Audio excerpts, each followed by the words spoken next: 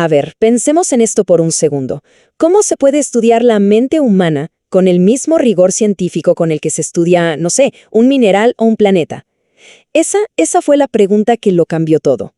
Y hoy vamos a meternos de lleno en las ideas del protagonista de esa revolución, Wilhelm Wundt, el hombre que se atrevió a llevar la psicología del campo de la filosofía directo al laboratorio. Y bueno, esa es la gran pregunta que va a guiar todo este análisis. ¿Cómo se puede estudiar la conciencia de manera científica? Porque antes de Wundt esto parecía, pues, una locura, ¿no? Era algo reservado para la introspección, para las charlas de filósofos, pero ¿para la medición? Para nada. Entonces, ¿cómo lo hizo Wundt? Su respuesta empezó con algo súper concreto: un lugar. Su primera y probablemente más famosa innovación fue crear un espacio dedicado única y exclusivamente a investigar la mente de forma científica. Es que, por siglos, de verdad, por siglos, hablar de la mente era cosa de filósofos. Se debatía sobre el alma, la conciencia, pero todo quedaba en la teoría. Wundt, que venía de otro palo, él era fisiólogo, dijo no más. Se propuso cambiarlo todo y convertir a la psicología en una ciencia natural. Y aquí está la fecha que hay que recordar, el momento clave, 1879. En la Universidad de Leipzig, en Alemania, Wundt abre las puertas del primerísimo laboratorio formal de investigación psicológica. Este es el momento que todos marcan como el punto de partida, el nacimiento oficial de la psicología como una ciencia por derecho propio. Ok, ya tenemos el lugar. Pero claro, con un laboratorio no basta. Hacía falta, pues, un método. ¿Cómo lo iban a hacer? Y es aquí donde Wundt de verdad revoluciona la cosa, introduciendo un cambio fundamental en cómo se debían estudiar los procesos de la mente. Wundt planteó una diferencia clave. Dijo, a ver, una cosa es la observación natural, donde el científico es un espectador pasivo, y eso funciona perfecto si estudias una roca o una planta, pero con la mente es otro cuento. El simple hecho de que uno intente observar sus propios pensamientos ya los está cambiando. Por eso defendió el método experimental. El investigador tenía que meter mano, manipular activamente las condiciones para poder analizar los procesos mientras estaban ocurriendo. Y este es el meollo del asunto, ¿eh? La mente no es una cosa, no es un objeto estático, es un flujo, un proceso que no para. Es como un río. Para entenderlo de verdad, no le tomas una foto, te metes, mides la corriente. Pues para Wundt, con la conciencia era exactamente lo mismo. Había que experimentar, no quedarse mirando desde la orilla. Perfecto. Ya tenemos un lugar y un método.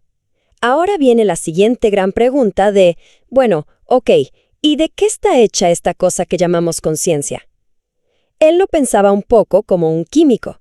Así como el agua se puede descomponer en hidrógeno y oxígeno, él estaba convencido de que la experiencia, por más compleja que parezca, también se podía desarmar en sus piezas más básicas. Y después de mucho experimentar en su laboratorio, su análisis lo llevó a una conclusión fascinante. Descubrió que toda nuestra vida mental, todo, se construye sobre dos tipos de elementos fundamentales. El primer tipo, las sensaciones. Básicamente, son los datos crudos, la información objetiva que nos llega del mundo exterior a través de los sentidos. Pensemos en el color rojo de una manzana, el sonido de una campana, el calor del sol en la piel. Son como los ladrillos que nos llegan de afuera, ¿se entiende? Y luego, el segundo tipo, los sentimientos. Y ojo, aquí la cosa se pone subjetiva. Estos son la respuesta interna e inmediata de la mente a esas sensaciones.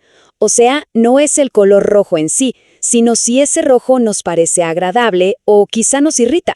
Es nuestra reacción, lo que pasa por dentro de nosotros, totalmente personal. Pero Wundt no se quedó en un simple me gusta o no me gusta, para nada. Él propuso que los sentimientos son mucho más complejos, que se mueven en tres ejes, tres dimensiones, del placer al displacer, de la excitación a la calma y de la tensión al alivio. Por ejemplo, la alegría de recibir una buena noticia. Podría ser una mezcla de mucho placer, bastante excitación y un gran alivio.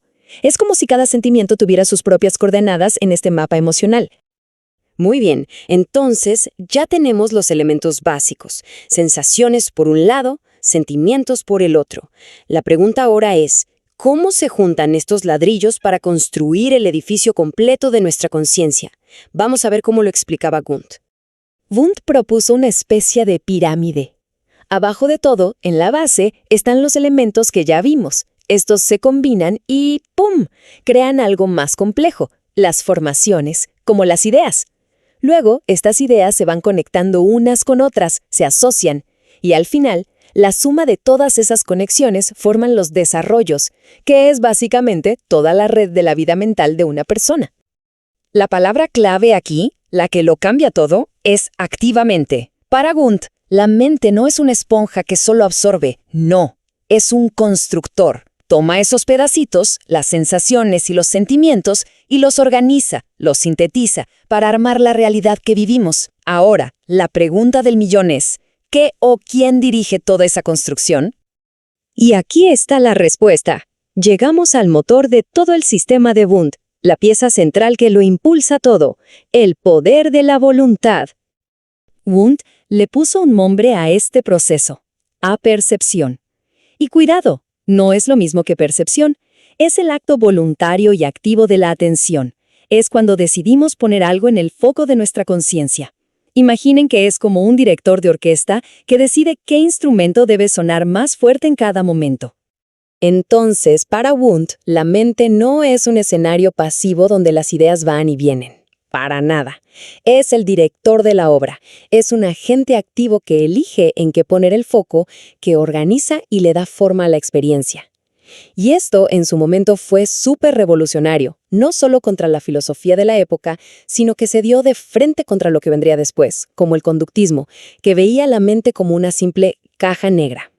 De hecho, él mismo lo dejó bien claro, cito, «La voluntad, con los sentimientos y las emociones con ella íntimamente conexionadas, constituye una parte de la experiencia psíquica». O sea, en sus propias palabras, la voluntad no es un extra, es parte del tejido mismo de nuestra experiencia. Y por todo esto que hemos estado hablando, a su sistema se le conoce como psicología voluntarista. El nombre es perfecto, ¿no? Lo dice todo. Pone el énfasis en el papel protagónico de la voluntad, de la elección activa, en todo lo que pasa en nuestra mente. Ok, para ir cerrando, si nos tuviéramos que quedar con una sola cosa, con el gran legado de Wundt, sería esto. Él fue quien tomó el estudio de la mente, lo sacó de los sillones de los filósofos y lo metió de lleno en un laboratorio. Le dio herramientas, un método, la convirtió finalmente en una ciencia. Y para terminar, dejemos una pregunta en el aire. Es obvio que la psicología ha avanzado muchísimo desde entonces. Pero esta idea de Wundt, de desarmar nuestra experiencia en sus piezas más básicas de sensaciones y sentimientos, ¿sigue teniendo algo que decirnos? ¿Aún es útil para entender nuestro complejo mundo interior? Ahí se las dejo.